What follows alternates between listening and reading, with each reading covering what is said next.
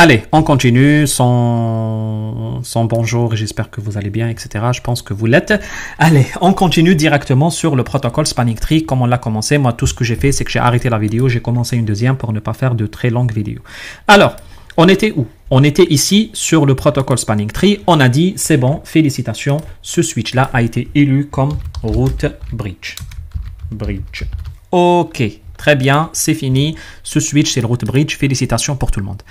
Deuxième étape, on doit élire les rôles de chacun des ports. Ok? Les ports, ils ont des rôles, ils ont des états. C'est ce qu'on va voir en détail dans quelques instants. Alors, comment on fait pour définir les rôles des ports? La première étape, c'est de définir les rôles route. Ok? Je répète, dans un premier temps, grâce au BPDU, on a défini le route bridge. Petite remarque très importante, une fois le route bridge défini, à partir de maintenant, il n'y a que le route bridge qui envoie les BPDU. Ok? Les switches n'échangent pas de BPDU contre eux. C'est juste C'est juste le switch qui les envoie aux autres switches. Regardez, si je prends le mode simulation ici, j'ajoute le filtre, il est où? DNS, PGP, UGRP, etc. Non, c'est ici. Tac, BPDU, quelque part, CDP, Bluetooth, CAPWAP.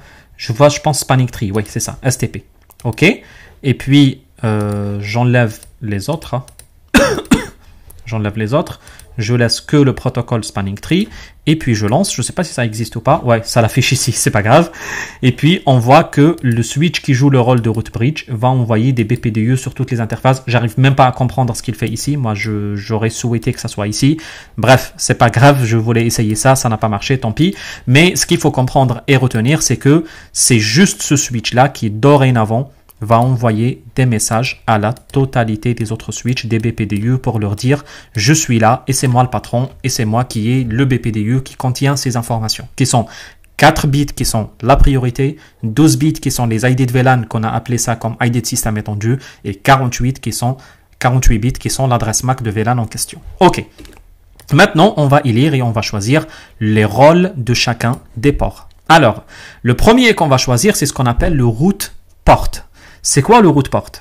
Un principe très simple. Retenez deux choses concernant le route port. Première chose, c'est le port qui présente le meilleur coût de chemin vers le route bridge. Autrement dit, c'est le meilleur port qui nous présente le meilleur chemin vers le route bridge.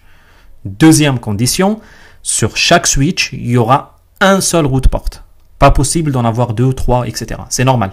C'est comme si vous faites un GPS, vous êtes à Paris, et vous affiche plusieurs chemins qui mènent vers Lyon. Vous êtes à Paris ici, je ne sais pas si vous le savez, on est à Lyon ici. Il y a une route qui s'appelle la A6 qui mène vers Lyon. Il y a la A5 aussi, elle mène vers Lyon, elle est un peu comme ça. Et puis il y a d'autres, je ne sais pas, je ne les connais pas les autres, peut-être comme ça. Et puis une autre nationale ici, et puis une autre nationale ici, ou même si on veut faire le tour du monde, etc. etc. Du coup, le route port, c'est quoi? Le route port, c'est quoi? C'est l'autoroute qui vous présente le meilleur chemin. Par exemple, souvent la A6 qui est entre Paris et Lyon qui est la meilleure. Là, on va vous dire c'est la A6 qui est celle-ci, la A6 qui est votre route port. Autrement dit, la voiture sera redirigée par le GPS vers cette route pour arriver jusqu'à Lyon qui se trouve ici. J'espère que l'exemple est très clair pour vous tous, mais c'est ça le but là-dessus. C'est que sur chaque switch ici, il n'y a une seule interface qui va mener vers le route bridge. Ici, c'est pareil, comme ça. Ok, on va choisir les route bridge. Les route ports, pardon. Sur le switch 5, d'après vous, est-ce que c'est mieux d'aller comme ça ou est-ce que c'est mieux d'aller directement comme ça? Vous allez me dire, ouais, mais ça a l'air trop simple. Le mieux, c'est d'aller directement vers le haut. Du coup, d'après vous, l'interface qui va jouer le rôle de route port, c'est quoi? C'est l'interface Fast Ethernet 01. Et du coup, ici, c'est laquelle? C'est pareil, c'est l'interface Fast Ethernet 01. Et sur ici, bah, c'est pas normal. Un route bridge ne peut pas avoir des route ports. C'est normal, parce que c'est la destination. On ne peut pas dire le meilleur chemin vers Lyon, et puis on va dire Lyon, c'est le meilleur chemin vers Lyon. Enfin, je ne sais pas, est-ce que vous avez compris ou pas, mais c'est pas normal. On peut pas avoir un route port sur un route bridge. C'est ce qui fait que les switches qui auront un route port, c'est quoi? C'est ces deux-là. Et d'après vous, c'est lesquels? C'est le Fast Ethernet 01 et le Fast Ethernet 01. Vous allez me dire, trop bien, les choses finalement sont trop faciles. Oui et non. Oui, parce que oui, c'est vrai, la réponse en même temps, elle est correcte. C'est exactement les ports Fast Ethernet 0.1 de chaque switch qui vont jouer le rôle de route port qui mène vers la destination. Elle est où la complexité? La complexité, c'est que les choses ne sont pas si faciles que ça. Parce que il faut comprendre que le route port n'est pas choisi juste comme ça de vue. Et il est choisi en fonction de coût de chemin jusqu'à le route bridge. Je m'explique et c'est là où ça va se compliquer un peu. Mais pas beaucoup, je vous assure, c'est très facile. Alors, c'est quoi le principe là-dessus? Du coup, le switch qu'on a ici, qui est le switch 5, il a deux chemins. Il peut aller comme ça et comme je vous ai dit, il peut également emprunter le deuxième chemin comme ça. On va les dessiner par deux couleurs pour que vous compreniez. Du coup, le deuxième chemin, je vais peut-être le dessiner en bleu, comme ça. Comme ça. Du coup, il a le chemin noir et il a le chemin bleu. Alors, lequel qui est le meilleur des chemins d'après vous? Est-ce que le noir ou est-ce que le bleu? Enfin, je vais dessiner l'autre en rouge. Comme ça, on va dire rouge et bleu. Et je vais prendre le noir comme couleur par défaut pour moi. Alors, est-ce que c'est le chemin rouge ou c'est les chemins bleus qui passent en premier? C'est pas juste ce qu'on regarde. C'est pas juste le nombre de sauts, le nombre de switches qu'on traverse qui joue un rôle. C'est pas parce qu'on a fait le tour de deux switches ici que c'est plus lent. C'est pas vrai. Je pense que vous le savez très bien que si vous avez Paris ici, Lyon ici, et qu'il y a beaucoup de bouchons ici, que ça prend 5 heures, enfin 5 heures c'est peut-être la route par défaut, ça peut peut-être 8 heures ici, et puis si je fais le tour du monde comme ça et je fais que 4 heures, je m'en fous, je prends le tour du monde, il est où le problème? L'essentiel que j'arrive plus tôt, c'est ça ce qui nous intéresse, on est d'accord. Et du coup c'est exactement le même principe, le plus important c'est d'arriver plus tôt, c'est pas de passer par combien de switches. Du coup, ça sera très simple. Dans le cas où vous avez le même débit sur la totalité des ports, ça ne pose aucun problème. Vous pouvez prendre juste de visuel. Par exemple, si je prends dans le schéma qui est à côté, si celui-ci c'est le route bridge, du coup les routes ports c'est quoi? C'est celui-ci et c'est celui-ci. C'est trop facile parce que allant comme ça, c'est plus rapide que d'aller comme ça. C'est ce qu'on dit ici, il est valable que dans le cas où vous avez la même bande passante sur la totalité des ports. Et c'est le cas ici, tant mieux pour nous. Par contre, si la bande passante n'est pas la même, ce n'est plus pareil. Parce qu'en réalité, on fait un calcul. C'est pas comme ça qu'on choisit. C'est quoi le calcul? Le calcul est basé, comme je vous ai dit, sur le coût de port. Le coût de l'interface, il est, je vous l'ai mis ici dans le cours, il est là. Il est là, il est là, il est là, il était où? Il est là. Du coup, je vais essayer d'agrandir un peu l'écriture. Allez, mettre 12 par exemple. Il est... Allez, on va copier ce tableau. Pourquoi pas? Est-ce que c'est possible de le copier comme ça et de le mettre par exemple sur Paint? Oula, ça fait très petit. C'est pas grave, on s'en fout. Ça se copie en plus comme une photo. C'est pas grave. Alors, c'est quoi les valeurs des coûts qu'on a? Les vitesses des liens. Du coup, ça fait, si l'interface, elle fait 10 gigas, ça fait 2. Si l'interface, elle fait 1 giga, ça fait 4. Si l'interface, elle fait 100 mégas, ça fait 19. Si l'interface, elle fait 10 mégas, ça fait 100. OK? Ici, je me rappelle, l'interface de 100 gigas, ça fait 1. Et l'interface de 1 seul méga ici, qui n'existe plus, ça fait 1000. Ça fait 100 plutôt. Ça fait 1000, oui, pardon. Du coup, les interfaces, c'est quoi? Je répète. Si l'interface est de 1 giga, qui est le plus célèbre d'ailleurs, ça fait 4. Si l'interface, elle est de 100 mégas, qui est la Fast Ethernet, ça fait combien? Ça fait 19. Du coup, si ici vous utilisez 1 giga, la valeur sera combien? Sera à 2. Si ici vous utilisez 1 giga, 4. Si la valeur ici est à 1 giga, vous utilisez combien? Ça sera 4. Si ici vous avez 100 mégas, ça sera combien? Ça sera combien? Ça sera 19. Du coup, ça va faire quoi là-dessus? Ça va faire que si vous prenez le chemin rouge, ça fait 19. Si vous prenez le chemin en bleu, ça fait 4. Ou si on dit 4 plus 4, on prend la totalité du chemin, ça fait 8. C'est ce qui fait que 8 par rapport à 19, qui gagne? Je pense que vous avez très bien compris la réponse. Ce qui gagne, c'est le 8, c'est pas le 19. Du coup, le route port, c'est quoi? C'est la F02, c'est celle-ci. Et le meilleur chemin, c'est lequel? C'est le chemin bleu. C'est comme ça, puis comme ça. Ce n'est plus le chemin rouge. OK? Du coup, le principal élément décideur pour déterminer le route port, c'est quoi? Je répète, c'est la valeur, c'est la bande passante de l'interface. Attention, les valeurs que vous voyez ici sont des valeurs mathématiques, algébriques, et n'ont pas d'autre importance, elles n'ont pas d'autre importance, et vous pouvez les changer si vous souhaitez. Du coup, vous pouvez insérer des commandes pour les changer. Le 4, si vous voulez le rendre 5, faites-vous plaisir. Mais c'est toujours pas conseillé. S'il n'y a pas de raison de les changer, gardez-les. Du coup, On continue là-dessus. Maintenant, on a compris le principe. On ne va pas se compliquer la vie. On va rester comme on était. On va dire que ça, c'est le route bridge. Et on va tester ça. On va dire que ça, c'est le route port, pardon. Et que ça, c'est le route port. Ok, très bien. Est-ce que c'est vrai? Est-ce qu'on peut aller le tester sur les vrais switches? Peut-être que je raconte une bêtise, hein? Qui sait? On prend le switch. Et qu'est-ce que je vais faire? Ici, enable. Juste petit truc, hein? Hostname S5. Juste que je sache qu'on parle de celui-ci comme S5. Et puis, qu'est-ce que je vais faire? Je vais faire show spanning tree. On a dit que le port Fast Ethernet 01, il joue le rôle de quoi? De route. Regardez, il est bien le route. C'est bon? Regardez si je prends ici. Pareil. Je crois que c'est S7 lui. Hein. C'est S7, oui. Du coup, si je fais comme ça maintenant, show spanning tree, on a dit que le Fast 01, c'est lui qui a le rôle de route. Et on l'a bien, il est là, le route. Ok. Est-ce qu'on peut bouleverser ça? La réponse est oui. Regardez comment je peux faire. Je prends tout ça. On a dit le 1 ici et le 2 vers le bas. Ok. J'éteins, j'enlève tout. Très bien. Je reprends les ports à nouveau. Et je vais utiliser les gigas en bas. Ok.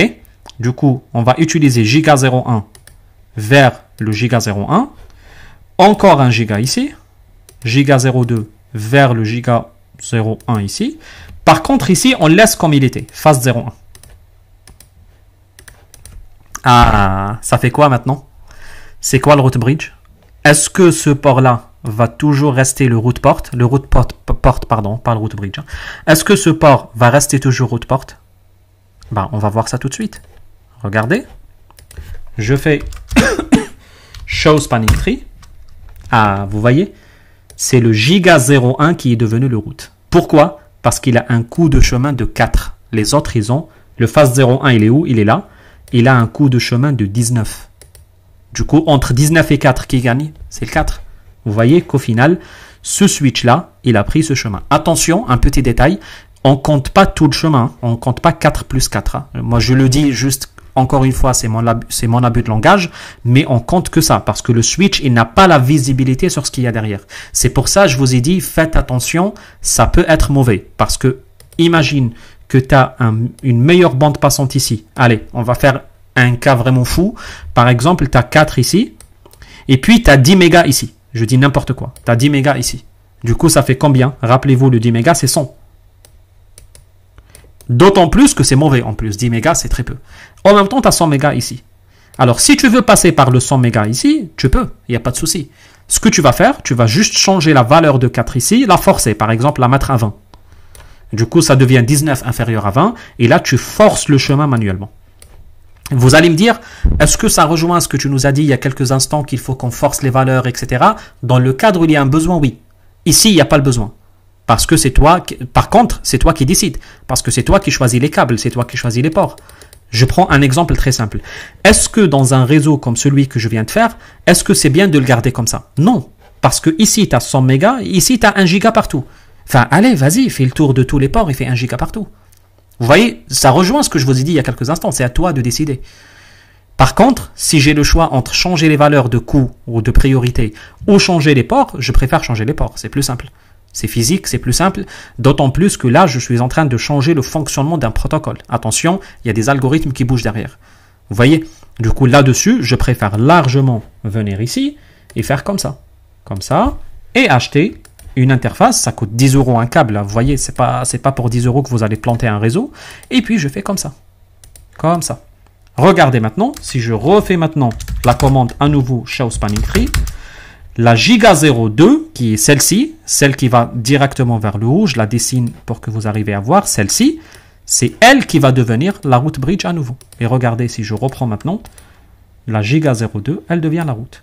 Et ça, c'est encore largement meilleur. Vous voyez?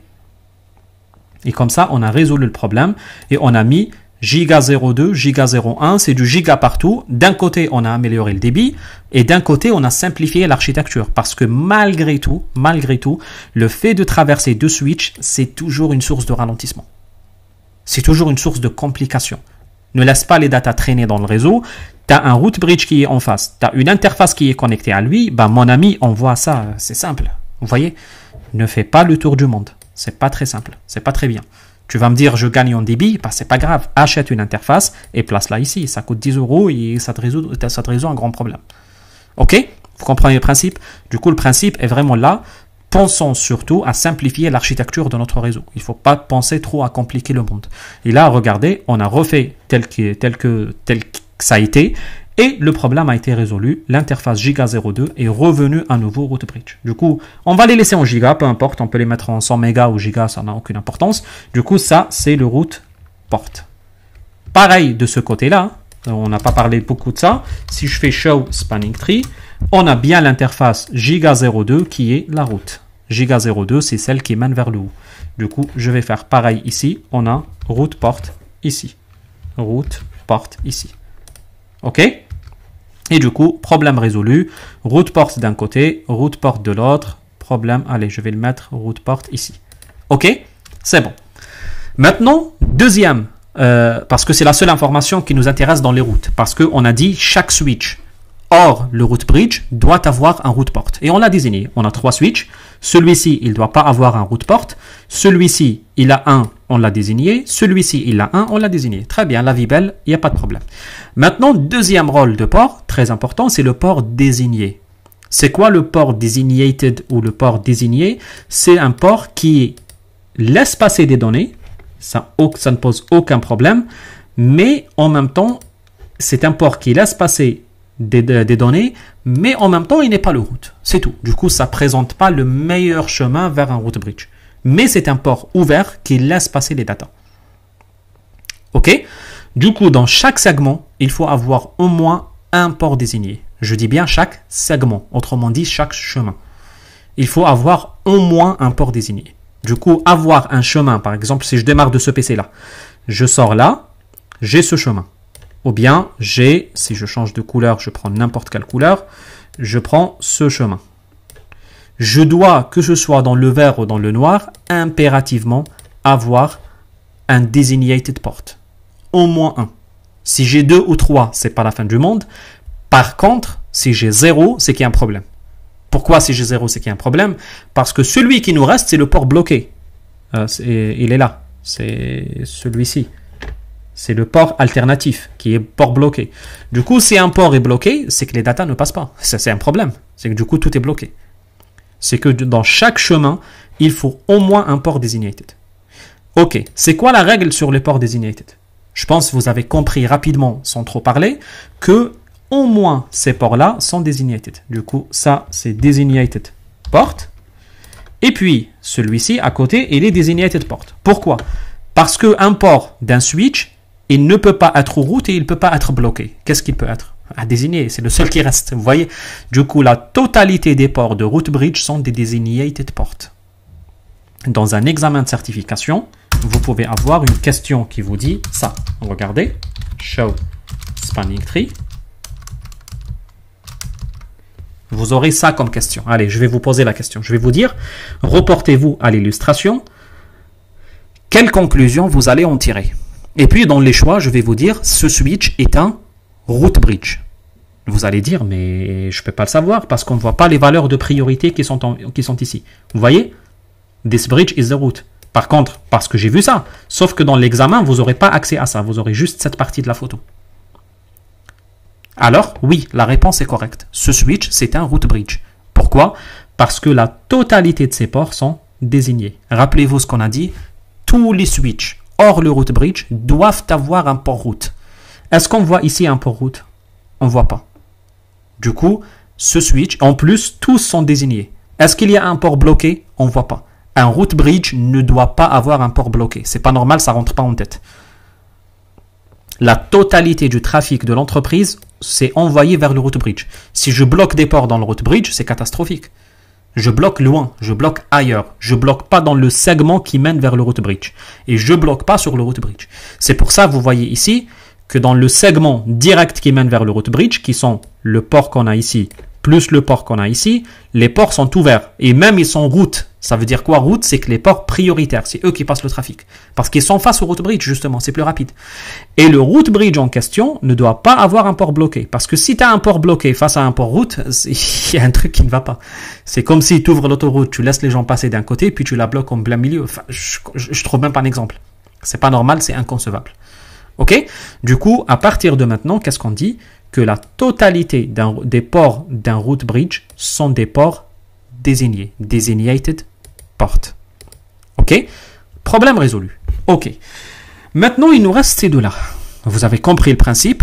Un des deux sera un port désigné et l'autre sera un port alternatif. On va dire un port bloqué, comme vous voulez. On va revenir sur la nomination, sur la notation ou la nomenclature dans quelques instants.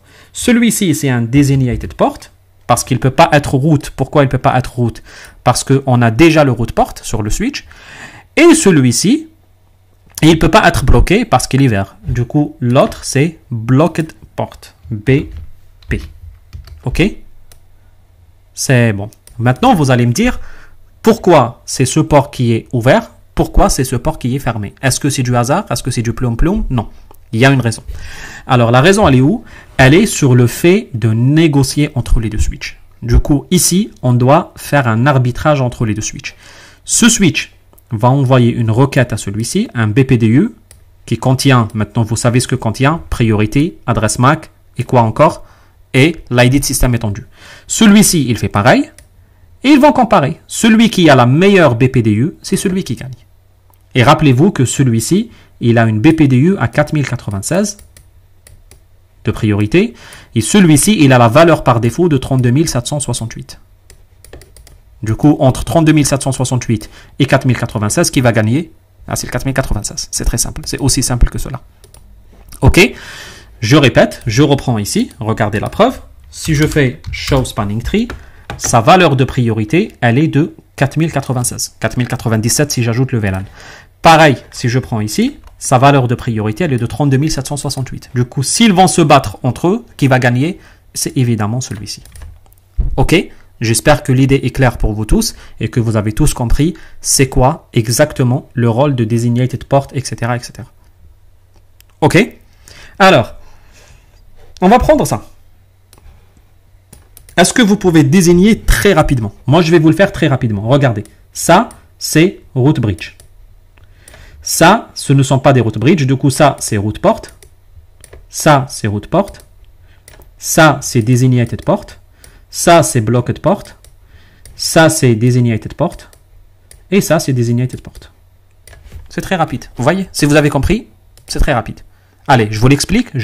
Et comme ça, je vous l'explique pour la dernière fois. Je pense que vous allez bien compris. Vous avez bien compris. Alors, pourquoi j'ai désigné ça comme route bridge? Parce que l'interface qui est bloquée, elle n'est pas dans son canal. Et on a dit que on ne bloque jamais une interface qui est dans le canal, qui est dans le segment, dans le route qui mène vers un route bridge. C'est ce qui fait que logiquement, c'est ça qui a joué le rôle de route bridge, qui est le switch 0 dans cette topologie. OK. Quels sont maintenant les rôles des ports? On l'a dit, c'est très simple, c'est trop facile à comprendre. Allez, je vais effacer tout ça, je vais réécrire encore. On a dit que tous les ports d'un route bridge sont des ports désignés. Du coup, ça c'est désigné. Ça, c'est désigné. Cherchez pas à comprendre, c'est comme ça, c'est la règle. Tous les ports d'un route bridge sont des ports désignés. Problème résolu. Après, tous les meilleurs chemins qui mènent vers un route bridge sont quoi? Sont des routes portes. Du coup, le meilleur chemin, est-ce qu'on va aller directement par là ou faire le tour du monde? Évidemment, aller directement, c'est le meilleur chemin. Je répète, à condition que la bande passante est pareille partout. OK? Du coup, là, c'est le cas d'ailleurs. Du coup, ça, c'est route porte. Et ça, c'est route porte. Du coup, qu'est-ce qui reste? Ces deux-là vont négocier entre eux. Bah, je ne vais pas m'embêter parce que je vois clairement que celui qui est orange. Du coup, celui qui est orange, c'est le bloqué.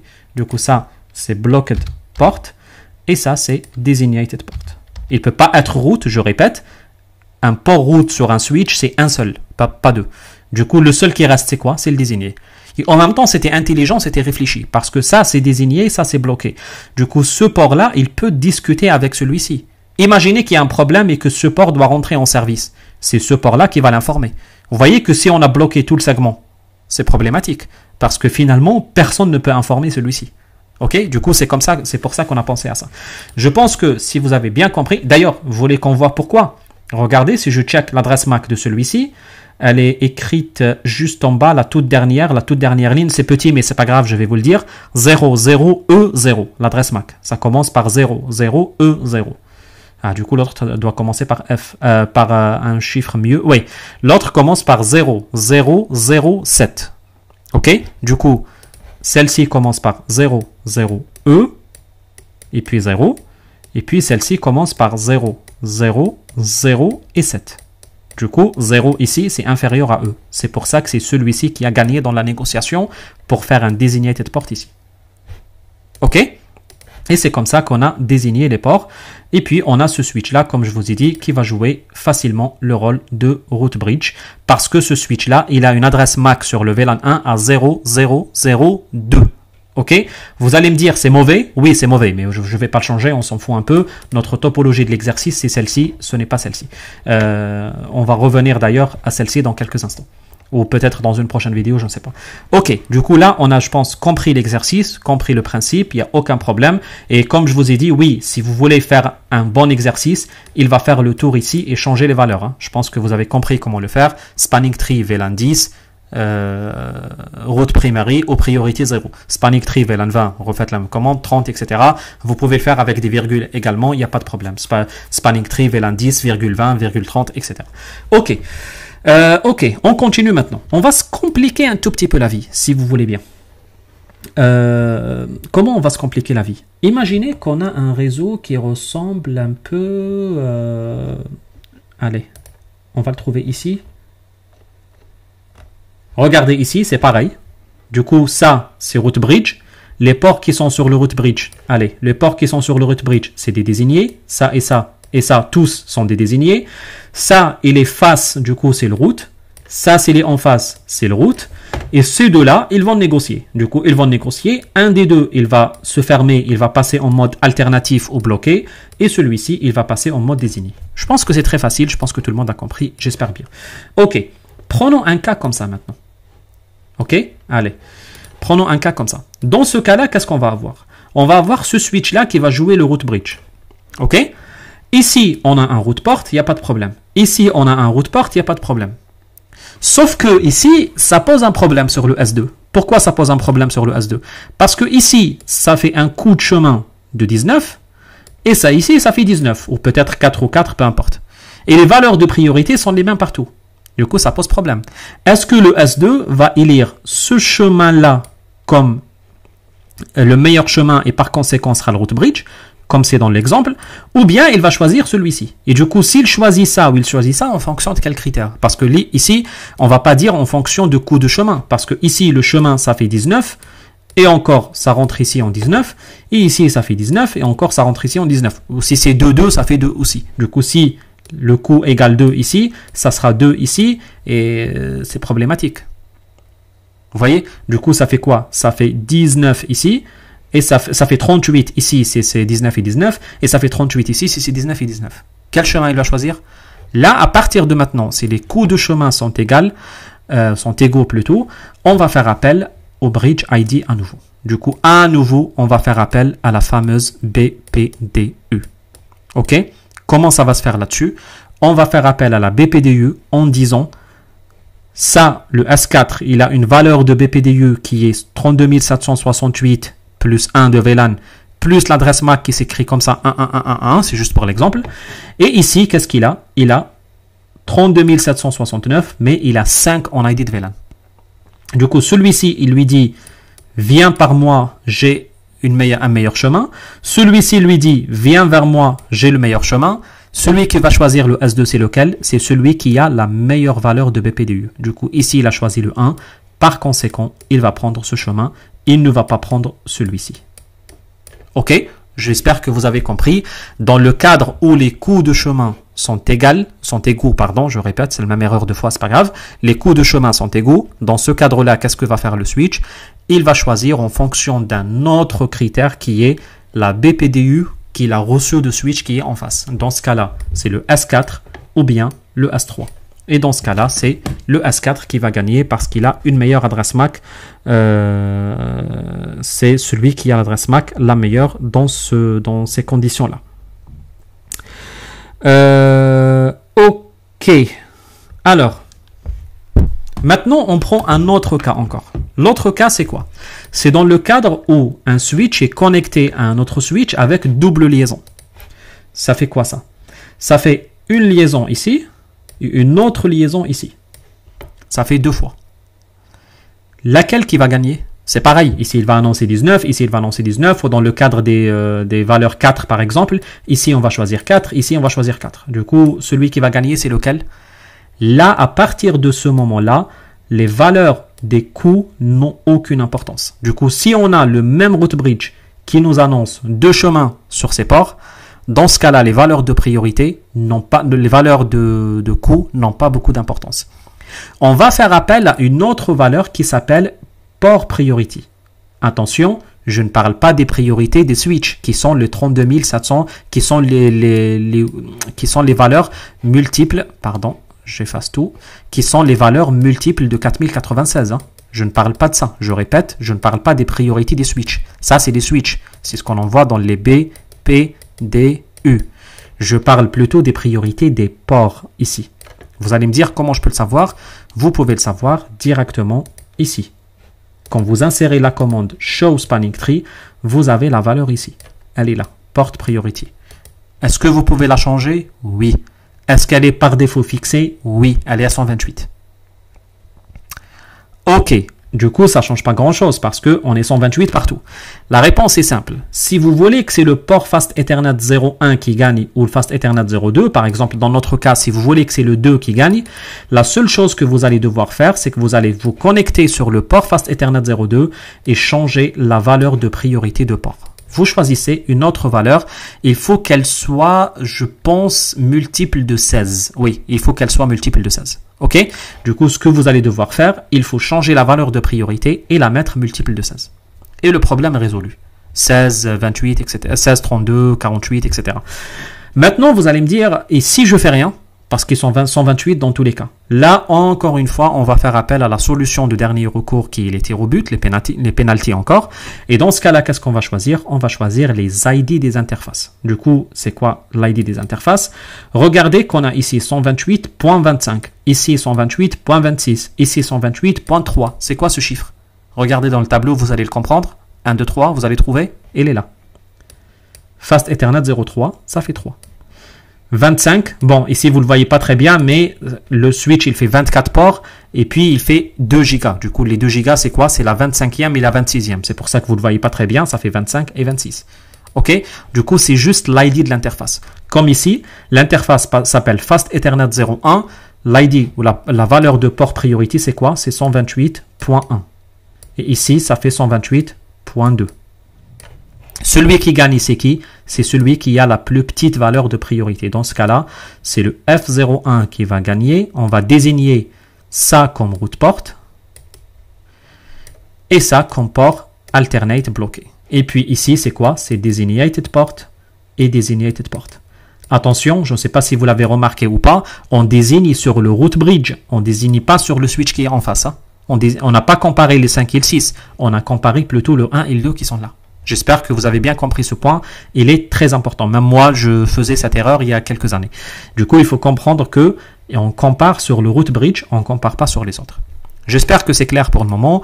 On va passer au dernier point avant de s'arrêter et partir sur notre dernier point encore dans une autre vidéo. Mais le dernier point de cette vidéo sera les minuteurs de spanning tree ou les compteurs de spanning tree.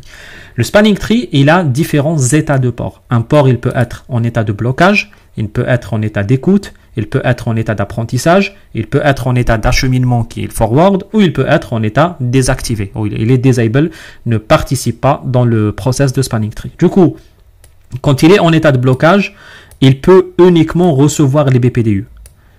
La table d'adressage MAC, elle n'est pas mise à jour. Est-ce qu'il envoie des datas? Non. Bien sûr, il est en état de blocage. Quand il est en écoute et apprentissage, il peut recevoir et envoyer des BPDU. Par contre, quand il est en état d'écoute, il ne met pas à jour la table d'adressage MAC. En état d'apprentissage, si. Est-ce qu'il envoie des datas? La réponse est toujours non. Du coup, en état d'écoute et d'apprentissage, Le switch est toujours en état d'arrêt en quelque sorte. En acheminement, c'est que l'état forward, c'est l'état normal. Il peut envoyer, il peut recevoir des BPDU, on met à jour la table et surtout on envoie des datas. Et c'est le seul état d'ailleurs qui nous permet d'envoyer des datas. Data, c'est vos mails, vos données, etc. Et puis en état désactivé, il n'envoie pas, il ne reçoit rien, il est désactivé. Pas de mise à jour, le port est éteint carrément. Et puis, il n'envoie pas, il ne reçoit pas des datas, c'est totalement normal. Alors, on va voir ça en détail. Le principe est très simple. Commençons déjà par les différents types des minuteurs. Le premier minuteur, c'est le minuteur Hello. Le Hello, c'est un message c'est le message qui consiste toujours à envoyer des BPDU vers les autres switches pour leur dire que le route bridge existe, je suis toujours là et votre infrastructure switching, elle est toujours là, elle va bien, il n'y a aucun problème. Du coup, c'est un petit hello, c'est un petit salut, comme un hello en anglais, qui permet de dire juste salut les amis. Dans ce salut les amis, qu'est-ce qu'on envoie? On envoie la fameuse BPDU. Par défaut, il est envoyé chaque 2 secondes. Mais nous, on peut changer le chiffre de 1 jusqu'à 10 secondes. Comme vous voulez, libre à vous de le changer. Après, il y a le forward delay. Du coup, ça fait le listening et le learning. Quand un port rentre en production, il doit passer par deux états. L'état d'écoute, le listening, et l'état d'apprentissage qui est le learning. Chacun d'eux, il dure 15 secondes. Vous pouvez le changer, vous pouvez les mettre entre 4 et 30 secondes. D'ailleurs, personnellement, je pense que 15, c'est beaucoup trop. OK? Et puis, il y a le max age, qui par défaut est 20 secondes, autrement dit 10 BPDU. Et puis, ça fait combien? Entre 6 et 40. C'est quoi ce max age? Souvent, on a du mal à l'expliquer. Le max age, c'est à partir de quel moment on considère qu'il faut refaire le jeu. Et il faut refaire les calculs de spanning tree. Parce que, regardez ici, une fois c'est établi, c'est calme, ça reste comme ça. Et du coup, chaque 2 secondes, un switch va envoyer un BPDU et c'est bon. Et c'est comme ça. Alors, quand est-ce qu'on considère que non, il vaut mieux maintenant refaire le calcul à nouveau? C'est au moment où le route bridge n'est pas dispo pendant 20 secondes. Du coup, il n'y a pas de BPDU envoyé pendant 20 secondes. Le calcul de spanning tree se réinitialise pour retrouver un nouveau route bridge, les états des ports, etc., etc., tout le calcul que je vous ai dit. Ok, maintenant, on va se dire, concrètement, ça donne quoi? Concrètement, le principe est simple. Regardez, je vais faire comme ça. Qu'est-ce que je vais faire? Excusez-moi. Il est là, c'est bon, je l'ai. Et puis, je prends par exemple un PC, je le mets ici. Je prends ça ici. Et je prends le paquet traceur ici. Il est où? Il est là. Du coup, je vais faire comme ça. Bon, je vais avoir 1 seconde ou 2 de retard, c'est pas grave. Je clique, Fast Ethernet, je branche par exemple sur le 1 et je démarre le chronomètre. Du coup, qu'est-ce qui va se passer là-dessus? On va attendre 15 secondes pour l'état de listening, pour l'état d'écoute. Pendant 15 secondes, on va passer notre temps à préparer le port. Une fois les 15 secondes passées, on va passer encore 15 secondes en état de learning, de peupler l'adresse MAC, la table d'adressage MAC. Rappelez-vous qu'en état de listening, on ne peuple pas la table d'adresse MAC, en état de learning, d'apprentissage, qu'on fait ça. Et au bout de 30 secondes exactes, regardez l'écran à gauche et à droite, 29, 30, et puis c'est bon. Bon, ça fait 30, 31, c'est toujours un petit temps de retard, même c'était 30 pour moi. Du coup, au bout de 30 secondes exactement, ça fait que le port passe en état de forward. OK? Du coup, ce que je vous ai dit ici, du coup, c'est pas grave, je l'arrêterai après. Du coup, ça fait 2 fois 15 secondes, ça fait 30 secondes pour passer l'état d'écoute et d'apprentissage et puis rentrer le port en état d'acheminement. Et c'est comme ça que un port rentre en fonctionnement ou un port rentre en production sur un réseau. Je pense que c'est clair pour vous et j'espère que vous avez très bien compris là-dessus. Vous allez peut-être me dire, mais il y a pas mal de choses qui vont pas. Parce que, je vois que c'est trop long, je vois que c'est trop compliqué, je vois que c'est casse-tête, je vois qu'il faut attendre beaucoup de temps. un PC qui est là, qui n'est pas très bien connecté sur le réseau, qui vient de se connecter sur le réseau, pourquoi il doit encore patienter à chaque fois 30 secondes, hein, vous voyez, hein, ici, il va patienter 30 secondes. Hein. Du coup, je refais le calcul.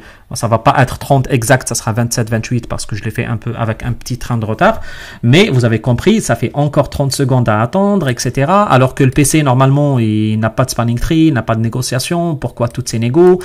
Pourquoi ces temps très, très longs? Est-ce que si je perds un root bridge pendant 20 secondes, est-ce que je dois vraiment attendre 20 secondes pour refaire les calculs? Est-ce qu'il y a des façons d'améliorer? Là, regardez, j'arrive à 25, 26, 27, c'est bon. 27, ouais, j'ai fait 3 secondes de retard. Et vous avez compris le principe maintenant que ça met quand même du temps. Le spanning tree, c'est un protocole long. Et c'est bien, il nous protège contre les boucles, mais c'est un protocole assez long. Est-ce qu'il y a une façon, est-ce qu'il y a une meilleure façon d'améliorer le protocole spanning tree, de le rendre encore meilleur, de le rendre encore plus joli, plus rapide, etc., plus fluide?